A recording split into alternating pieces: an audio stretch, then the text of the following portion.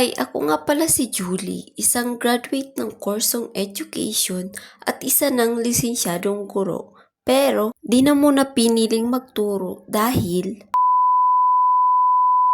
ngayon naman guys ay samahan nyo ako mag-groceries ng consumable for 2 weeks.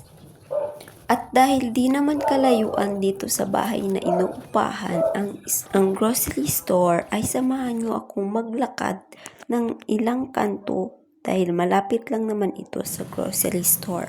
So ilang kanto lang naman pagkagaling sa bahay ay dadaan lang muna ako una ko munang madadaanan ang palengke, and since halos magkatapat lang naman ang grocery store at palengke ay dito na ako sa loob ng palengke dumaan. At ayan, ilang lakad lang mula sa palengke ay nandito na ako sa grocery store. At alam nyo ba guys, sa tanang buhay ko, natuto lang ako mag-budget nung humiwalay ako sa aking pamilya, nung umalis ako ng province. Ngayon na wala na akong kasama ni isa sa aking pamilya, kailangan magtipid at kailangan i-budget. Kaya ngayon, kung ano lang ang kaya ng budget, ayun lang ang kukunin ko dito sa grocery.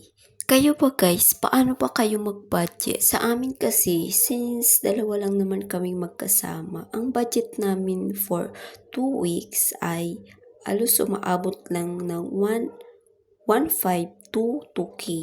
Sagad na yun. So dito sa groceries namin ay canned goods and noodles tsaka biscuits lang. Kasama na din yung sabon pang laundry. At ayan guys, after ko mag-groceries, wala naman akong ibang pakay kaya umuwi na lang din naman ako. Yun lang, bye-bye!